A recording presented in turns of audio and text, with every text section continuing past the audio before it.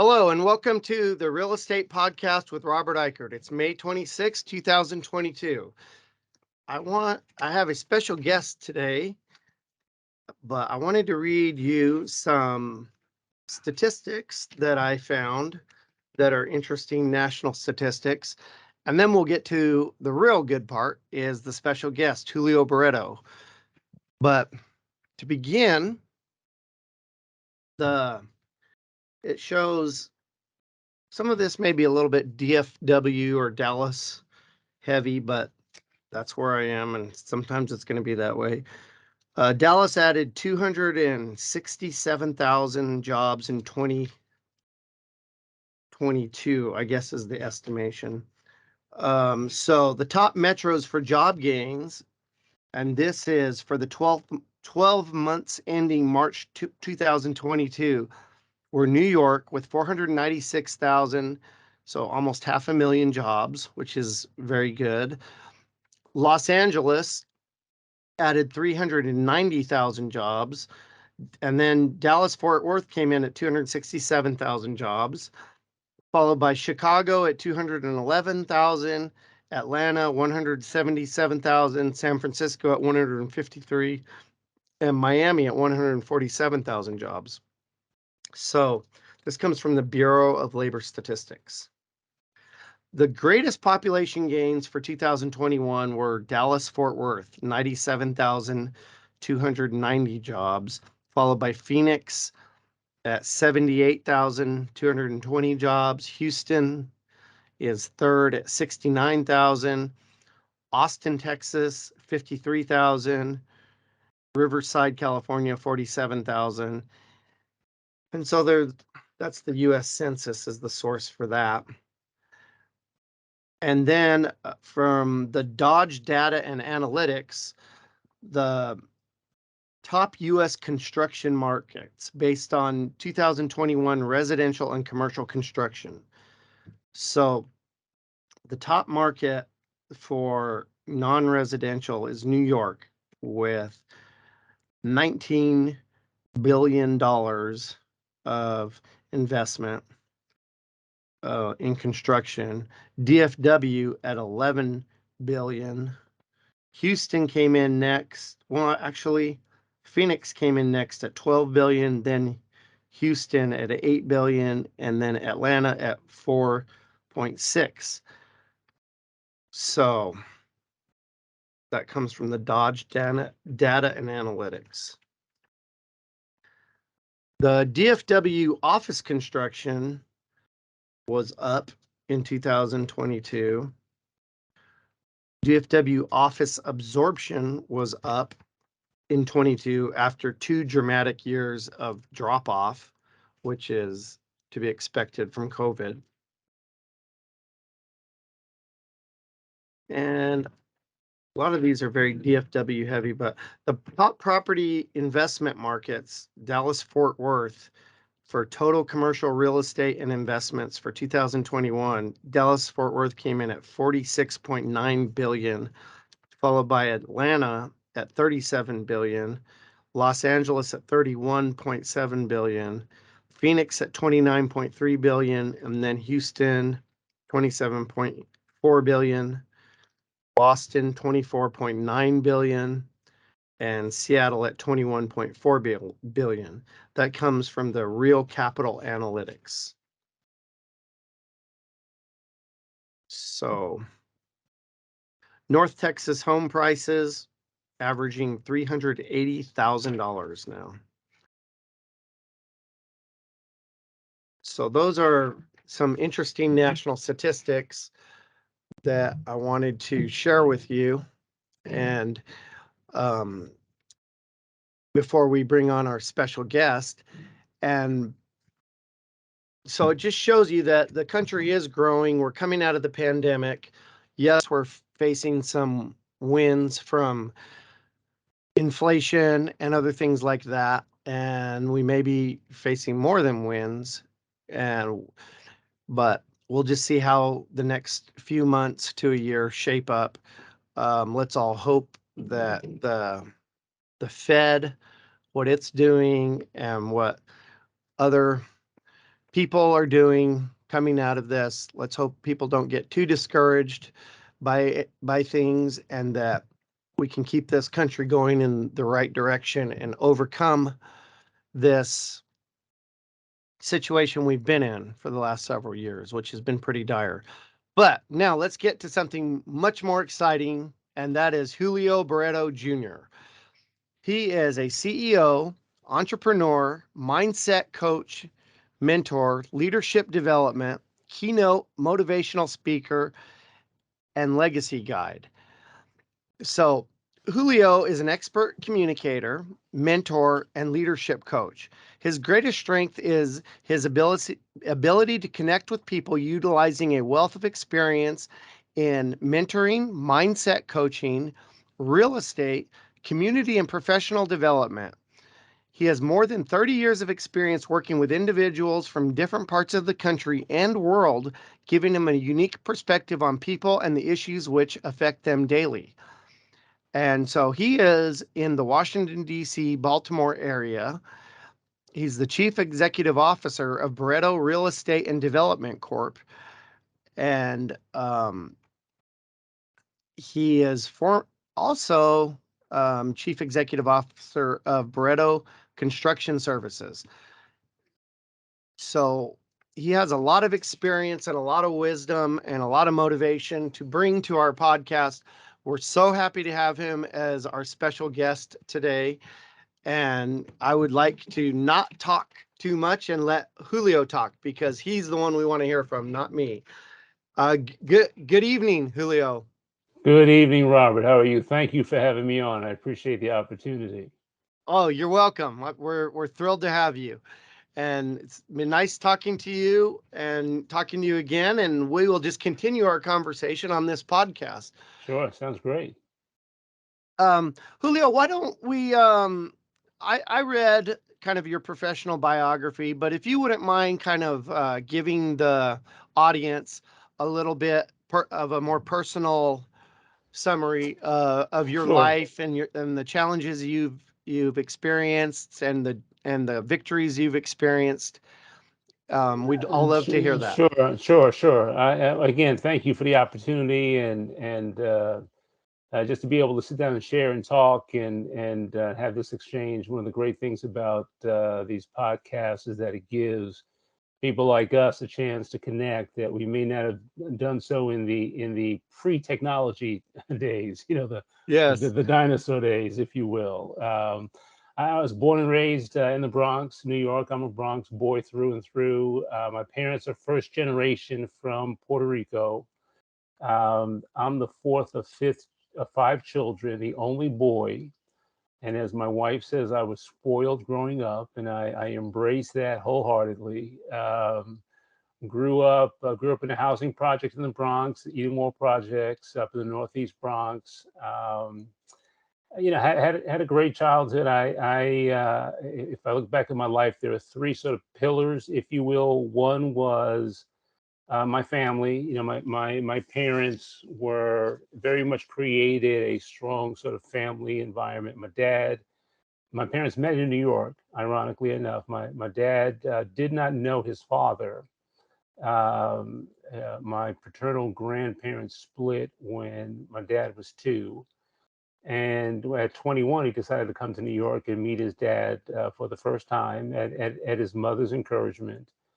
And after a period of time, he met my mother, and 3 months later, they got married, and they've been married now. I think this year will make, I believe it's 73 or 74 years. Uh, Wow. yeah, And they're it's yeah. both living.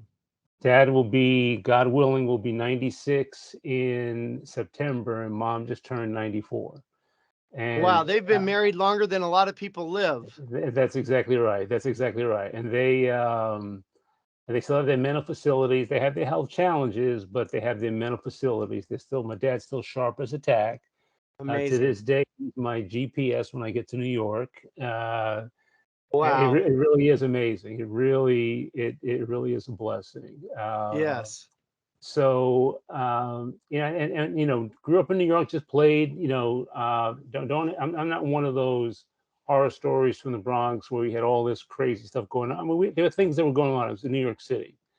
But basically grew up loving sports. I'm a sports guy. Ironically, even though I'm from the Bronx, I'm a Mets fan, not a Yankees fan, which is an anomaly. Um, Grew up loving sports. Attended public school up until third grade. Then my parents transferred me to to Catholic school. I tell folks I got smart when I went to Catholic school. So I went from being a D student to a C student, and I stayed consistent as a C student all throughout my academic career. So they say consistency is the key to success. I was consistently a C student, which I'm very proud of. So I very much appreciated grading on curves.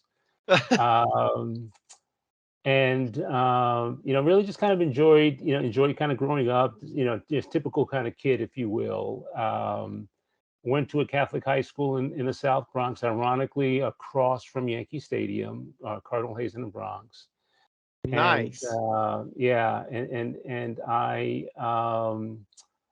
I think that while I academically was not one, I learned later in life that I loved to learn. I just didn't like school. And even though I graduated kind of like a C, That C makes plus, two of us, Julio. yeah. So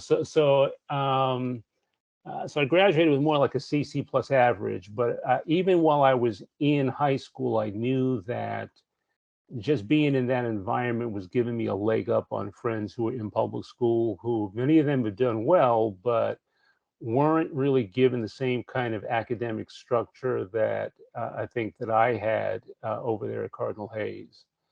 And I think that if we all look back at our lives, one of our pastors at our church has an exercise where he encourages people to look at whatever age they are and look at their decades and identify the key moment that took place during their decades.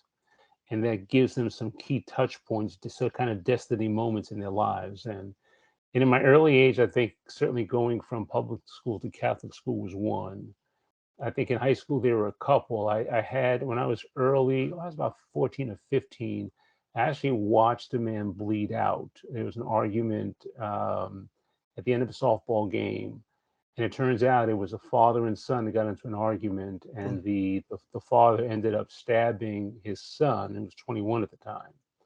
And that was a life lesson to remind me just how short life is. I think that particularly when we're young, and particularly when we're male, we don't believe that there's a silver bullet, right? We believe we can do anything, and it isn't until we have our first child that we realize that there is a silver bullet, because it's the first time we confront our mortality, if you will.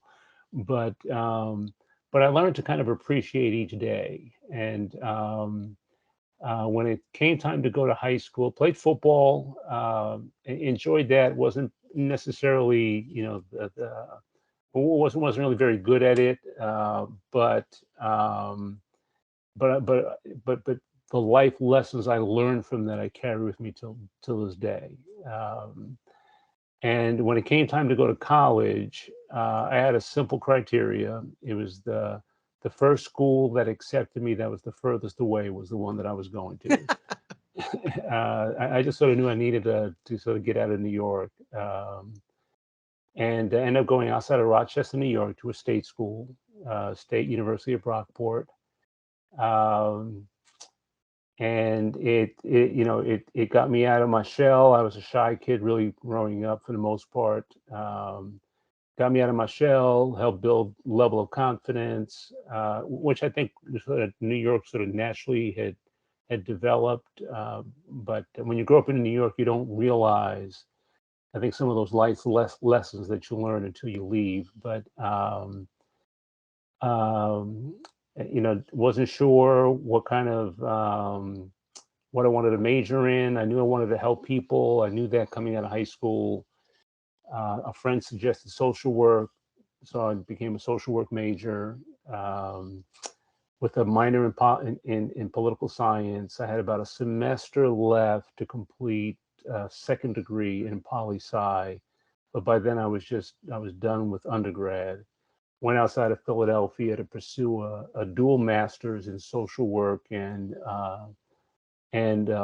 policy. I had aspirations of going to combining law school with social work, but I didn't want to take the LSATs. I didn't want to deal with that stuff. And so after getting the first degree, I realized I needed to get a job, but they couldn't tell me what social workers did that made sense to me. So out of the blue, I decided I wanted to be a writer, and had an opportunity to come down to the DC area on an internship that was covering, that was creating journalism opportunities for people who were Hispanic, and in this case, learn the skill by covering the Hispanic community. And so I ended up coming down here after doing that internship and then freelancing for about 6 months or so. I had a chance to um, uh, take a job in Chino, California. But by that time, I was dating a young lady, and I wanted to see where the relationship went. So this past year, we just completed 38 years. Oh, wow. Yeah, yeah.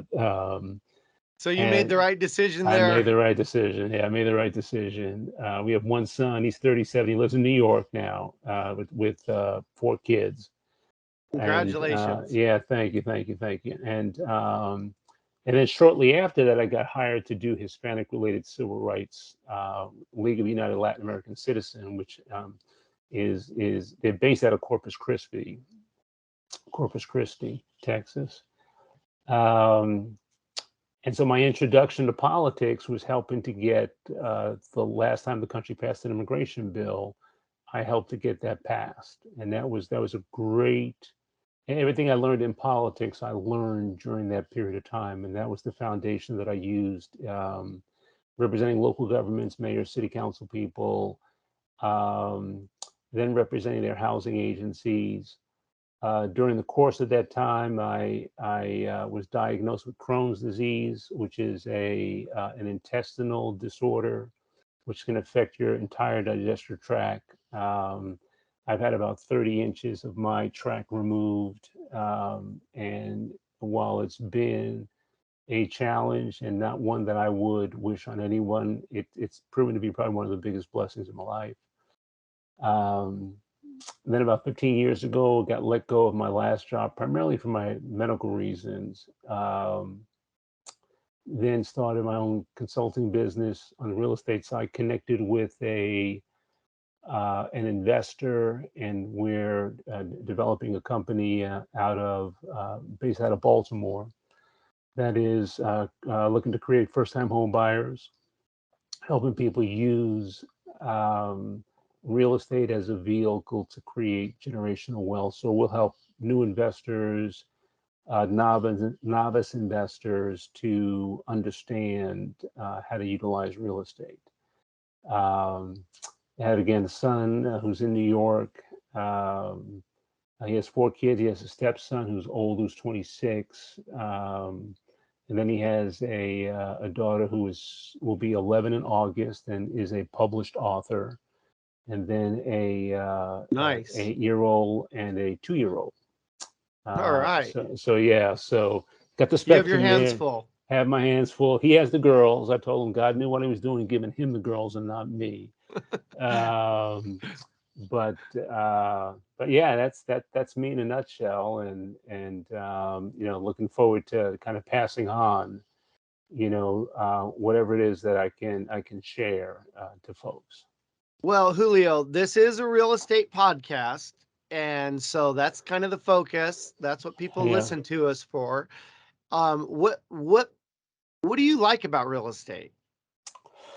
I think how transformational it can be. Well, there are a couple of things. One is I think it really is amazing. We renovate. We do full gut renovations.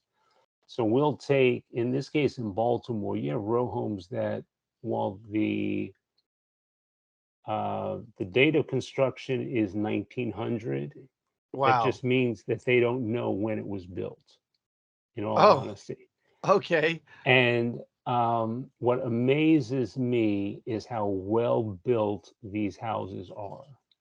Hmm. because they have you have some structures that are 100 plus 120 plus years old that are still solid structures that haven't been maintained, but they're solid structures Now, that these are take. brick homes or wood? These are brick homes. These are Brick brick homes. homes, brick row homes, and these things. You take them from the condition that they're in, and then you completely turn them around. And just seeing that transformation is just unbelievable. And doing this, I now understand the potential of real estate that can transform neighborhoods and in turn can transform lives. And we have some areas, we started in an area just 2 blocks down from where the Preaknesses run, that area was very heavily, a lot of drug trafficking. And in this particular block, we've completed about 8 properties, and that entire street has changed. There's no drug activity taking place there. There were some That is vacant awesome. there were some vacant properties where there was dog fighting taking place. That's not taking place. And watching the community respond to us in a way that they will look out for our properties because they see that we're there to really help them by creating home ownership opportunities, by cleaning these properties up. And in Baltimore, the margins are not great. In terms, the profit margins are not great because of the cost of housing. We have some row homes, 3,000 square foot row homes, that the shells in DC or in New York can go for several $100,000. Fully renovated, these things are a little over $300,000. So people who are priced out of DC are moving to Baltimore because they're getting more value for their dollar. And just kind of watching how that transforms neighborhoods, you see, gentrification is an ugly word, but you can see how the investment of dollars can transform a neighborhood. And because we're fully capitalized, we don't rely on the city to give us any money. So we can say to them, all we expect you to do is to do what you should be doing: keep the streets clean, fix the roads, with the utility companies, make sure that the lights are on, if you will, the streets are patrolled, and we'll do the rest. And it's been amazing. So that's one. I think two, it's also seeing how you can transform families and change the different outlook of families' future. There's one gentleman, a couple of stories. One gentleman, a veteran, purchased one of these homes near where the Preaknesses run on Garrison Avenue. Late 50s, early 60s, broke down and cried at closing because he's the first person in his family to ever own a home.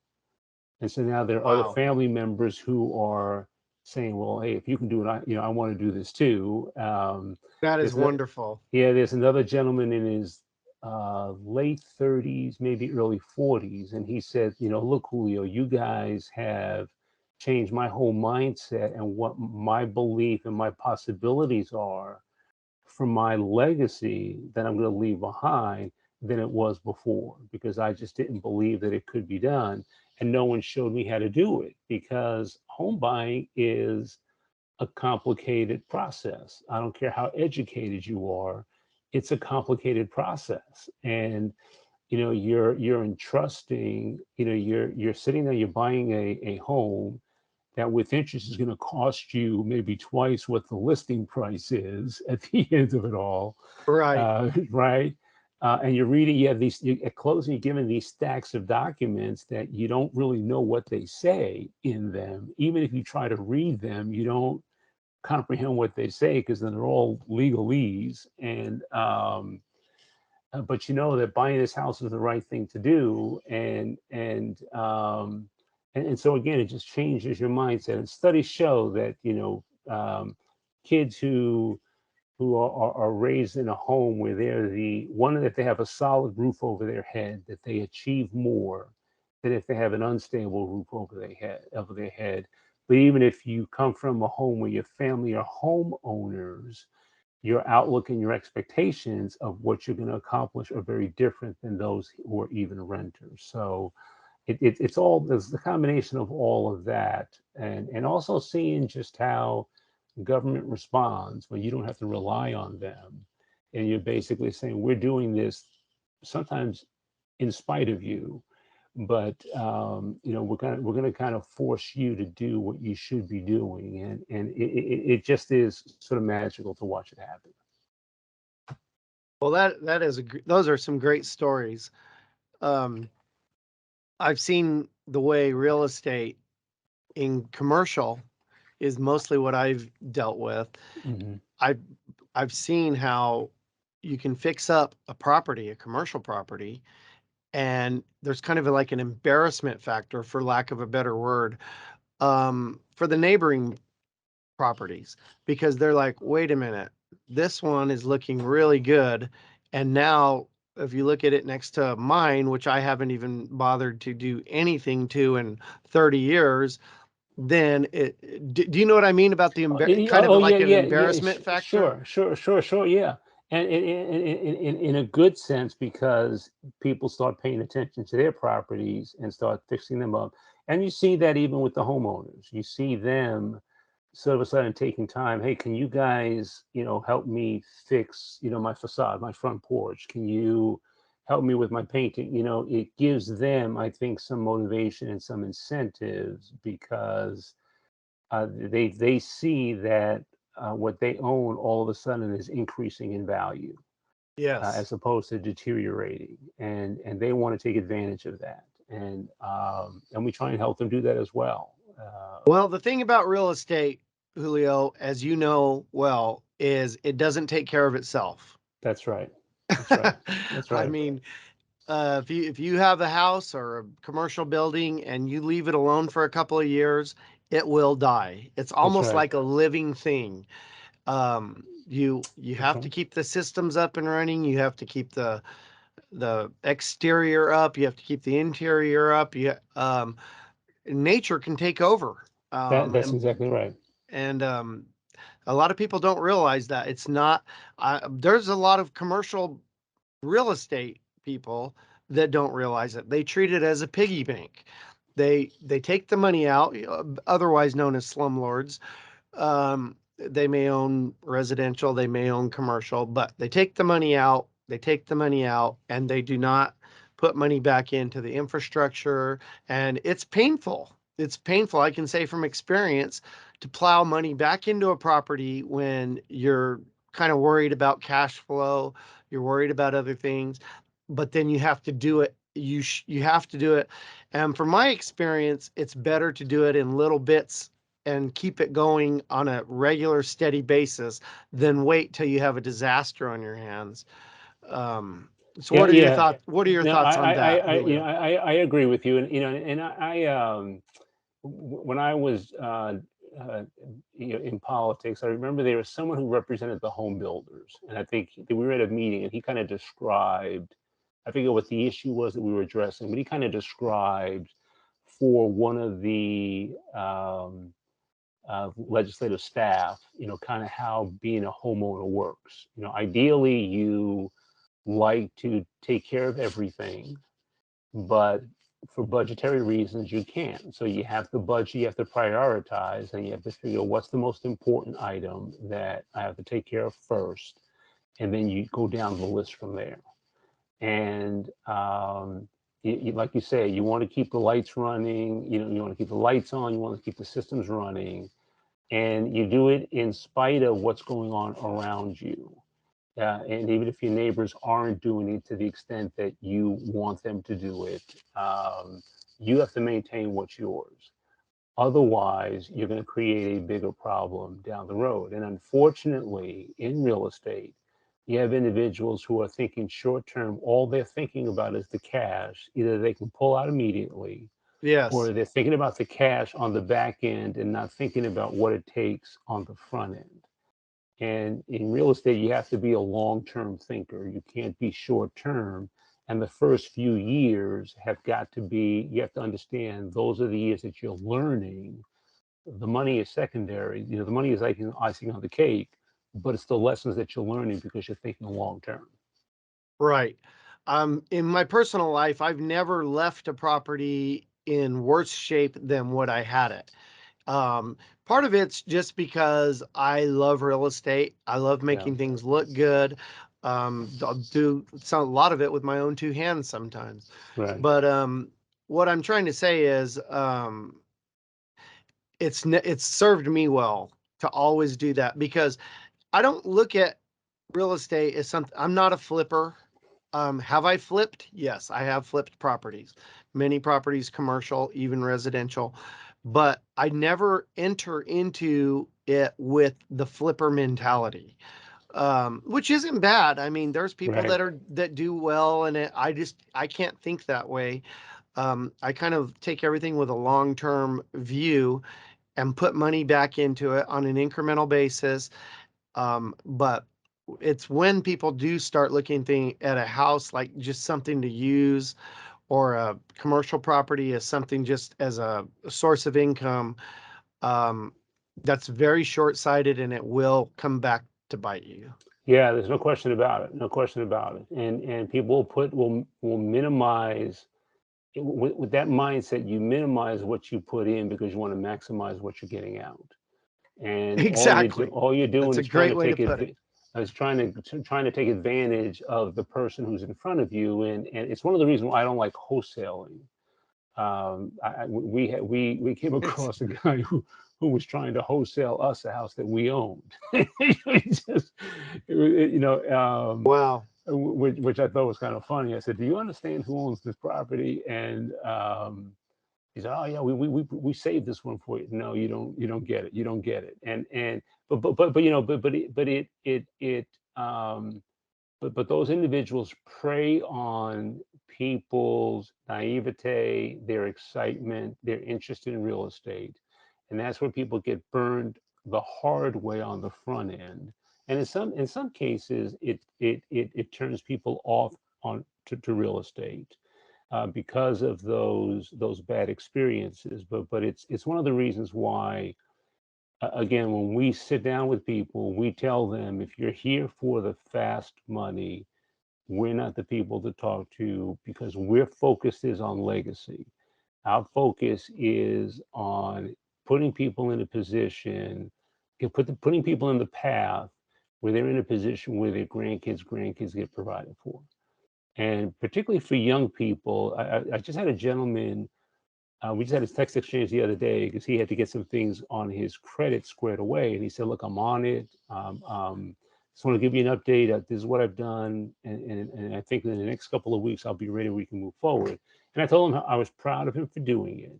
But when he and I met, I told him, I said, "Listen, um, I think he's 36. He's not married, no kids. The prospects of getting married in the near future are there." But I told him, I said, "Listen, you need to start thinking about your legacy now. You need to think about the decision that you make today is going to have a generational impact, whether you realize it or not. And the more conscious you are of the long-term impact that your decisions make, more often than not, you're going to make better decisions. You're not always going to make the right decision, but you'll make better decisions because you're thinking the consequences as opposed to, at least when I was certainly in my 20s, I wasn't thinking consequences. I was just thinking, this is what I'm going to do. This is what I'm going to do. I wish I had someone who sat me down and said, "Listen, Julio, you need to, this is what legacy means." And the more conscious you are about that now in your 20s and your 30s, the better decisions that you'll make, which means that you'll have more positive results and you'll be in a better position long term to be able to leave a legacy behind to your grandchildren's grandchildren. So Well, you're motivating me right now, Julio. After hearing that, you just got me a little more motivated. Good. Um, I did have a few questions. like what are some basic principles that you like about real estate that you share with your clients? And I know you've shared some of it, but Yeah, I think one, there's a limited amount of it, right? It's something that's hard. It's something that you can see. It's something that, in spite of the economy, will eventually appreciate over time because there's a limited quantity of it. I think, secondly, I think that either if you purchase a home yourself or if you're investing in building for other people, you're creating foundations for success. In a lot of the work that I did politically, because I represented local governments, looking at a lot of the social issues that were out there, whether it's homelessness, whether it's the unemployment, economic development, all those sort of things, you look and you find that families that have a solid roof over their heads have a greater chance of success versus those that have unstable homes. I'm one that believes that next to water, next to air and water, that having a roof over a family's head is the most important thing that we can make sure is available to them. Because after that, that foundation will give them can give them the basis upon which they can achieve whatever level of success they want to strive for. I kind of equate it to earthquakes, right? One of the reasons why I will probably not live in California is that I am definitely afraid of earthquakes, and I've never experienced one to my knowledge. But the idea of the ground underneath you not being stable, it just freaks me out, you know. And so if you have an unstable foundation, then you can't do anything. You can't build anything. If you don't spend as much time when you build a house, you spend more time building the solid foundation than you do building the structure above ground. so what you're saying, Julio, if I'm hearing you right, that home ownership and real estate ownership goes beyond an investment. Absolutely. It's not just another investment, is what you're saying. No, that's exactly right. I think it's the key, and I think even if a person is not, well, for two perspectives, that a person is living in a rental environment, again, having a solid, decent rental home. So if you're an investor, if you're providing a family with a decent, a safe, and an affordable place for them to live, that's creating a foundation for success. So it's not just a financial investment for you and your family, which is great and it's fine, and there's nothing wrong with that. What you're doing is you're creating what you're really providing is a social investment. You're investing in your community by providing a family with an opportunity for them to have a foundation for success. And so when we sit down with investors, that is our pitch to them, is that we're looking for social entrepreneurs, people who want to make some money but also want to create improvements in communities. Well, I knew a home builder once, and he had rental properties and he was a home builder, okay? Hmm. And he had a deal with his renters because they were not short-term thinkers. They thought about the long term and they were in the community. And what they did is they would take and they made it clear to their tenants, we're going to take a part of your rent that you're paying us and we're going to put it in a fund. And we're going to keep that fund, and then when you want to buy a house, we're going to make that available to you to buy one of the houses that we've built. That's A- awesome. It is awesome. And so, yes, they had rental properties, but then they used that as a platform because they knew the people that rented 2, 3, 4, 5 years down the road would want to buy. So they said, look, we're going to help you with your down payment because you've been, and they put away whatever fund, whatever you want to call it, building, a house home ownership fund. Right. And they told them, they said, I mean, now they couldn't go out and buy from somebody else. but it was kind of an internal thing. And but it really was a neat Yeah, program. yeah, sure. And And then it creates a pipeline for themselves, and it makes perfect yes, sense. We have one lady who when she rents to tenants, she says you're going to rent for 2 years, and the lease agreement is that at the end of the 2 years, you during the 2 year period, you're going to put yourself in a position where you can buy a home. So when you leave here, you're going to buy a home. And whether it was her home, she didn't have any other houses to sell. But what she would say is, I'm creating this rental opportunity so you can prepare yourself for home ownership.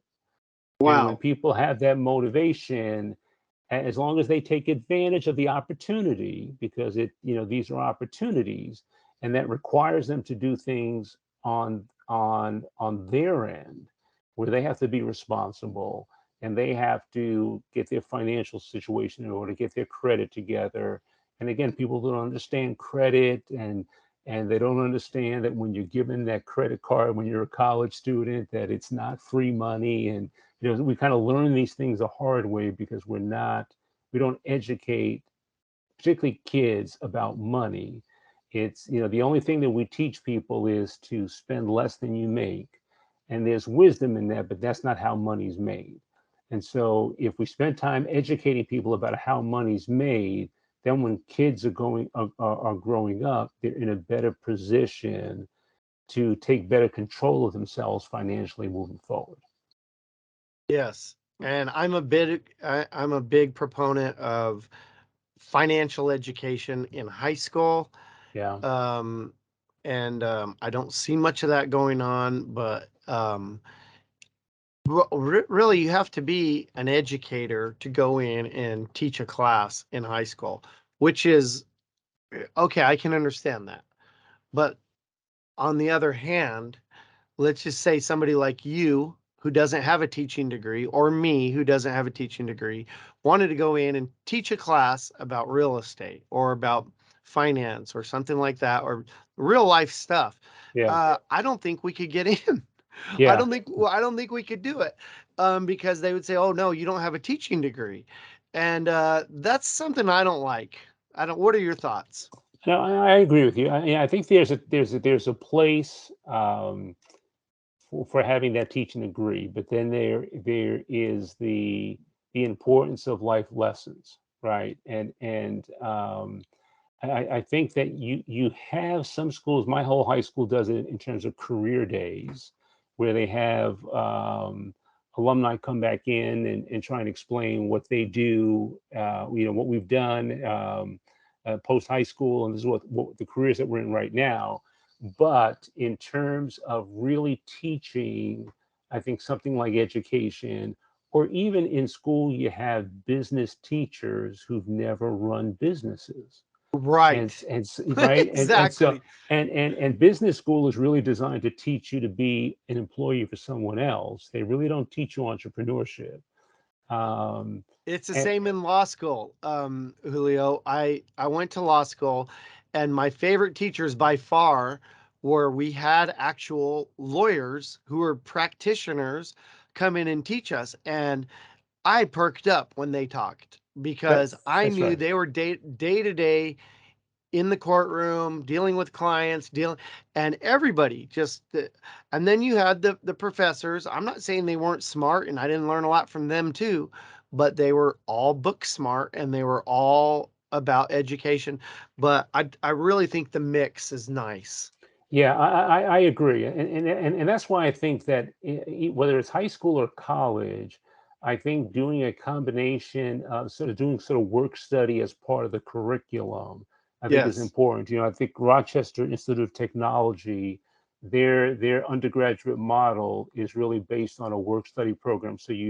I think they go by quarters. So one quarter you're working, I think 2 quarters you're in school. So by the time you get your degree, you actually have a year's experience under your belt, and it's important that you get that sort of hands-on experience. And so one of the things that I learned to do, I was introduced. I'm sure you've read, Robert Kiyosaki's work, Rich Oh, Dad Poor yes. Dad, and Very Cash Flow motivational. Quadrant. Yeah, and And so Cash Flow Quadrant, I think, is a book that I always recommend that individuals read, whether you're a young person, you're an old person like myself, because it teaches about the mindset behind how money's made. And it provides you, I think, even with kind of some base level financial literacy that you don't get, but it forces you to think outside of the normal way that you think. Yes. And it gets you to think, well, wait a minute, so this is what I was taught, go to school, get an education, but then I get a job, and that puts me in an income grouping that is the least secure, most highly taxed form of income as an employee. Wait a minute, do I really want to do this? It just gets you thinking. And then he has a game called a Cash Flow Quadrant game, one for Right. kids, and we got that for our granddaughters. And so Nice. when the two were, at the time, it was just the two of them. So I think they were 7 or 8 and 5. And they played the game for the first time. And the older one was so excited. She won. She had $15,000 in assets. But what amazed me was her now middle sister was actually winning the game, but she just got bored. And it taught us that if you teach these kids these concepts at an early age, their whole outlook about things changes. So our older granddaughter is more entrepreneurial. She's at 10 years old. She published her first book. She's got a My second book that goodness. she's ready to publish next year. It's Zoe's Magic Crayons, and it all grew out of coming out of the pandemic. My wife basically assisted in homeschooling the girls. So whatever they did in school, she complemented and supplemented, during those hours when they were off. And there was a story that she wrote for class that my wife said, we have to publish this thing. So she got a designer, she got an illustrator, and it became this project that ended up in this book. And so now she has a Wow. series of concepts that she wants to write. She loves to write. She has a great imagination. But again, so it gives she now is more entrepreneurial in her thinking Yes. than she would have been had we not introduced these concepts to her, Well, right? sometimes, Julio, I think I look at some of these athletes and the statistics are terrible. Right, I live in Dallas, Texas. We have several professional sports right, teams and we kind of follow different people. Um, I think I read once that an athlete who is a college star. Okay. Let's just say football, just that came hmm to mind. A college football star. They will do better by getting a college degree and going to work than somebody that goes into the NFL yeah, in the long term financially. that's right, And what I see with a lot of athletes and what happens, of course, it's no mystery. A it's not a news flash, but they'll buy a mansion or they'll buy, fancy yeah, cars, things like that. I wish I could advise some of these people. And what I would say is don't buy that mansion, buy an apartment complex, buy a strip center, buy an office building. And they may say, "Well, why would I want to buy something like that? That doesn't sound too exciting." No, it's not exciting now when you're making millions and you're making touchdowns and you're doing this and you're doing that. But 10 years down the road, when your knees are shot and your back is out and you're no longer wanted or needed in sports, now all of a sudden you have a cash flow producing asset that will produce the rest of your life. That mansion you bought doesn't produce $1 for you. right. That mansion does nothing for you. So anyway, it's just things like that I think a lot of people just don't get. And I'm not picking on professional athletes. No, I, no, I no, no, think no. it's just our whole society doesn't understand kind of like what you're saying. Right, and many of these athletes, they don't come from backgrounds where one there's a solid economic background, regardless Exactly. of race, income, whatever the case may be.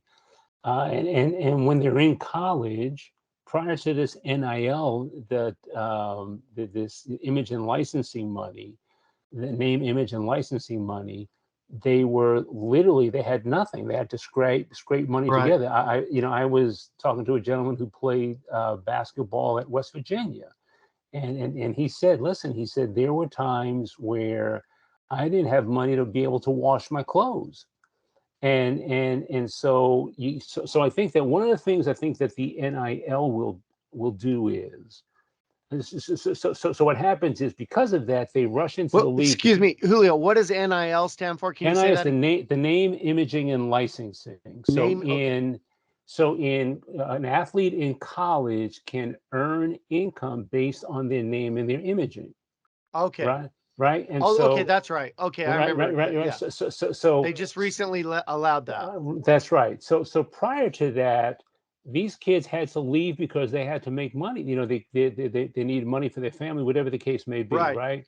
And so they realized after that first contract that they have to um, they can't take care of everybody. They learned that the hard way, right? And there was I don't know, it was a TikTok or Instagram video that I saw where a couple of athletes were talking about that. They were saying, all of a sudden you realize that you can't keep paying for your friends, and that you can't, Right. your family members need to at some point get a job. And, all those, and these are hard lessons they had to learn. But I think that hopefully the NIL money will keep some of those kids back in college, where they can maybe mature a little bit more.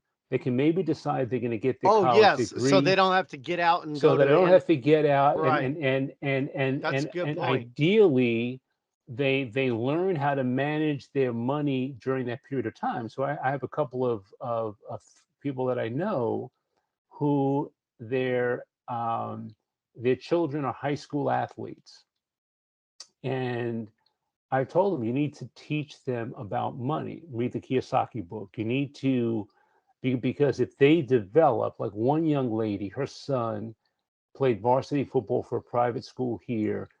At 15, he's 6'3" and 245 already, right? Wow. And so you got to expect that he's going to grow at least 2 or 3 more inches, Right. and he's going to gain 30, 40 more pounds, right? And so he's gonna go to school, probably play football somewhere, and and um and you start teaching him about money now. And she's interested in real estate, so I've encouraged her to take her son around with her so he can see and he can learn about real estate. But if you educate them about money, this way, the money that they get, because that money is filtering onto the high school level also. My high school has a player who's projected to be a number one pick when he's 16. So at 19 or 20, he's projected to be a number one pick, and he's already making $1,000 a month as a sophomore in high school. Well, Wow. that's a lot of money if you're 16 years old, right? And so and so again, the more that we educate ourselves Yes. about money, it's important. And you never, I'm jumping a little bit, but that 36-year-old, he said, Julio, I really feel like I'm late and I'm really anxious and I really want to. I said, listen, it's never too late. It's No. never too late. You could be 60 years old. I said, look, Kentucky Fried Chicken, I thought Colonel I was Sanders, about to bring that up myself. He he was started at 50. 60, Yeah, 55, was it 55, I 55, think it was whatever the case. 55 or something Yeah, when he yeah. started it. He started it. So it's never too late to educate yourself, No. because there's always somebody behind you that you need to educate. When I was coming up professionally, there weren't a lot of people who looked like me who were in that political arena, and those that were there, they were still trying to earn their stripes in their career. So mentoring someone really wasn't part of that bailiwick, right? And so I was blessed, because the gentleman who hired me, he always said, Julio, don't do what I do, watch what I do, learn from it, and move on from there. Which was great, because there are things about him that he was just a different character, but he was brilliant at what he did. But he wasn't afraid. He can be arrogant, and he wasn't afraid to let people know that he knew how good he was at what he did. And so he said, just learn from me. Don't necessarily repeat what I do, so that you become the best you can be based on what your personality is. And so consequently, I look for opportunities to educate young people, particularly young men of color. But I'll help anyone, even if the only thing I tell them is, you're not crazy. Because sometimes, I mean, even going on a tangent, this road to being a man is a confusing journey, and we have so many different things that influence who we are, who we're supposed to be as men, that sometimes we can feel crazy if we are not doing what is considered quote unquote normal. And so sometimes I'll sit down with people and say, no, you're not crazy. You're not crazy if you don't feel as if you want to be, the guy that's going out there all the time, that's partying hard like everybody else. That you don't have to do that. And that doesn't necessarily make you a better man than somebody else, because eventually that liquor is going to do its damage to your body, and at some point Right. you're going to say, you know what, I got to stop this thing. Well, Um, Barack Obama even said it when he was president. He said, okay, you think if you're African American, you're supposed to talk a certain way. And he says, that's not right. right, He that's says, right. you don't have to talk a certain way. You don't have to live a certain way. He says that's a mindset that we need to get away from. That's That's not right. me talking. That's Barack Obama No, said that. you're exactly right. No, you're exactly right. And again, I think that we go through trials and errors to kind of figure out what being a man means to us. But I think that sometimes, we need to tell people, to assure people that the things that they're experiencing are not abnormal. Give you another example. There's a gentleman in West Virginia, married with two kids. We connected on LinkedIn, and we were talking. And I said, well, what is it that, what questions do you have of me? He said, well, I'm 30 years old. I got these two kids, and I really kind of feel like my life really isn't where I expected it to be. And I said, okay. I said, well, first of all, that's normal. At 30 Yeah, years old, I think at 30 years old, men kind of feel as if half their life is gone, right? And, right. and and you look back and you say, well, we all expect to be millionaires when we're 30, and for some people that happens. For some people, for most it doesn't. Um, you get married, you have kids, and you kind of get into a routine, and you just didn't envision that routine, and maybe you're in a career position that you say, well, it's not really what I was cracked up to be. I said, listen, that's normal, and you can see the look on his face. Oh, that's a relief. It's not abnormal to feel that way. You just got to figure out, listen, is this the path that I want to follow, continue to follow the rest of my life, or is there something different that I want to do? And figure out what that is, and then start making the adjustments that gets you there, that still has you in a position where you're providing for your family. So if it means you have to do it outside of your job, then that's fine. But you kind of figure those things out, and you pivot where you need to pivot, and you persist where you need to persist, and then kind of move forward from there. So Well, we talked about this a little earlier, how there's just a lack of role models, and for a lot of people, a lot of young people, and they may interact with older people, but not like they used to. right, And I think there's a missing piece there, because um, I've always liked older people, people older than me, right, because right, I've always found them more interesting and than people my age or younger. It's just the way I've always been. But I think with the internet and the distractions, the media opportunities, the entertainment available to you, this TikTok, and you just name it, you can get absorbed in that kind of stuff to the point where your life can, a lot of good the time in your life where you can do good and maybe talk to an older person, gain some wisdom. But that's one reason I wanted to do this podcast. Um, I already have a job. I'm doing that and I try to do well at it. But the podcast I feel like is a way to reach people, reach younger people. I know a lot of younger people listen to podcasts, and people like you with your wisdom and your experience. I'm just really thrilled to have you on tonight, and Well, thank you. it's very helpful because and very motivational. It's because real estate is not, like you said earlier, it's a complicated business. It's a complicated just to buy a house. There's a stack of paper, I don't know how thick, that you have to sign, and it seems to get thicker all the time. Um, and in certain ways it's good.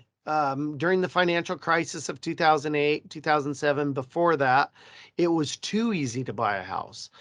And Right. so you had a lot of people that were buying houses, and then you remember all that, what that led to. Now they say that we may be headed for a crash, this, that, and the other. Um, Personally, I don't know what we're heading for, but I do know that a lot of the people that own homes now are real people and not, I mean, yes, there's institutional investors, a lot of them in the Right. market. Right. Right. Right. But what are your thoughts about the future or the near future? Just, I mean, I know none of us have a crystal ball, but I'm curious what your thoughts are. Well, one, I think to your point about sort of seniors and the elderly, and I think that if there's one thing I would encourage people who really gravitate to social media, the TikTok, those sort of things, that I would really encourage them to limit the time that they devote to that, and really ask themselves to what end, really to what end are they involved in those things. If it is to advance an entrepreneurial endeavor they're involved in, I think that that's one thing. I think that if it's just to create sort of likes and be a quote unquote influencer,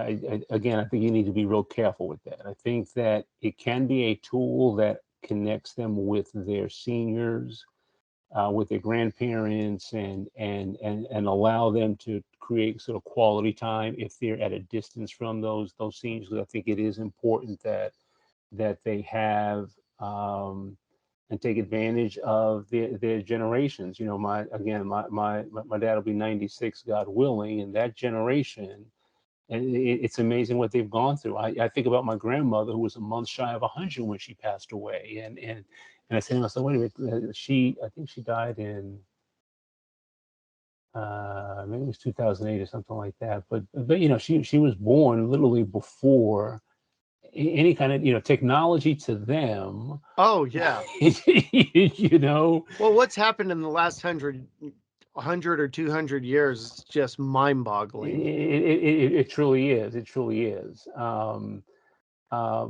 but um, but I do think that kind of moving forward, I think it's important that people, particularly in their 20s and 30s, they identify some people who they can sit down and grab a cup of coffee with, and that they can just ask questions of. The more successful a person is, the more likely that they will be to offer you some insight.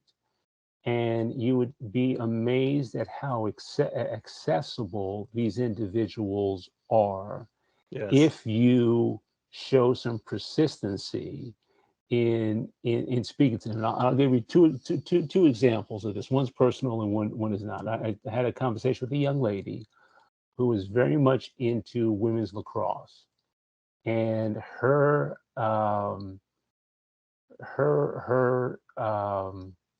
goat, if you will, is the woman who is the lacrosse coach at Maryland University. And she says, "Oh, I would just love to spend some time and just talk to her."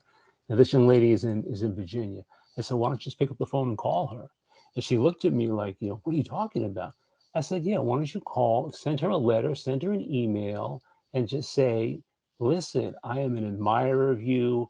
I would just love if you I have just 10, 15 minutes." And she never thought of that. And I said, "Listen, I said, a woman like that, I pretty much, there's only, the only guarantee in life is that one day we're going to die, but I can pretty much guarantee you that if you're persistent, that she is going to respond to you, because there are probably hundreds of young ladies just like you who feel the same way, but don't take the time to pick up the phone and just call them, So right? true. Right. And so the personal one is this. So in this area, we had a Hall of Fame basketball coach. Uh, his face is in front of me, but I can't. If at DeMatha High School, the name will come to me. But anyway, our son attended a small private Christian school, and we were putting together the athletic program. I was part of the parents that were putting things together, and we had a coach who wanted to do the whole thing by bringing in high, high, high. Highly talented transfers and all this. I said, no, that's not the way to do it. So I said, listen, I'm going to do this. I'm going to call DeMatha, Morgan Wooten, that was his name. So I picked up the phone and I called DeMatha High School and I asked to speak to Morgan Wooten. And they connected. He was actually busy that day, but his son spoke with me. And I said, listen, this is what we're looking to do. It's a small school, boom, boom. He said, yeah, listen. And they gave me some tips and advice. This is the thing to do. I said, okay, great. You know, and it just sort of reinforces, I think, that people who are persistent, who Yes. really have a desire, right, that successful people will take the time to impart wisdom to you, because Yes. especially they remember what it was like being your age. Yes. Right. And in some cases not having someone who was willing to give them that little bit of advice, or they remembered having a person who gave them that little bit of advice, and it made all the difference in the world. And absolutely they'll be more than happy to share that information.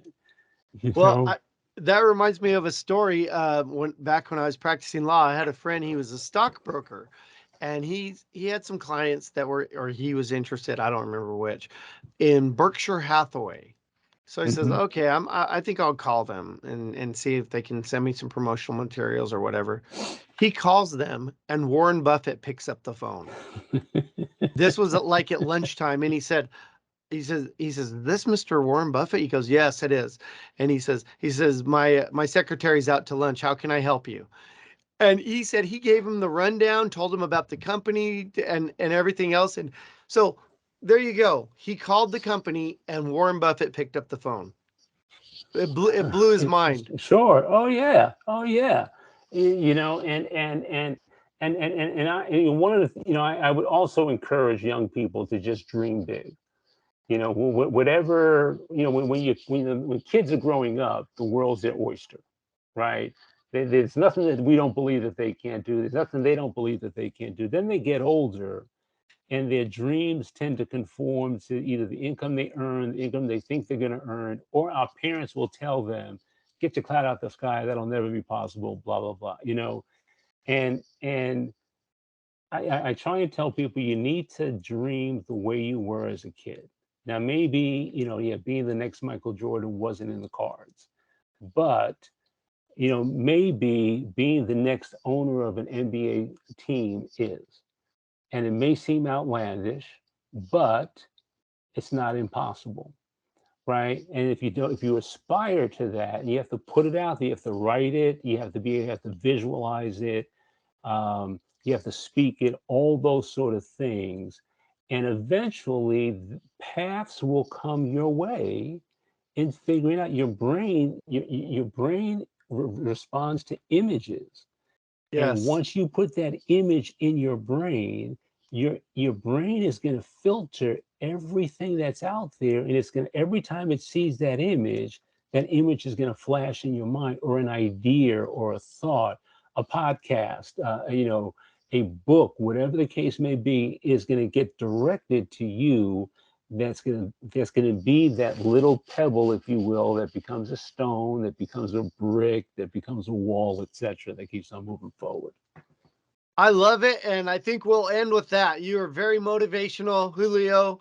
Barreto Jr. And I'm really thrilled that you came on tonight. It's been great talking to you. Same here. Thank you very much. I appreciate the opportunity. I look forward to Y- speaking again sometime. yes, I want to do that. Okay, and we'll talk more. All right, sounds great. Talk Thanks. to you Take later, care. Julio. All right, Thank you. bye-bye. Bye bye.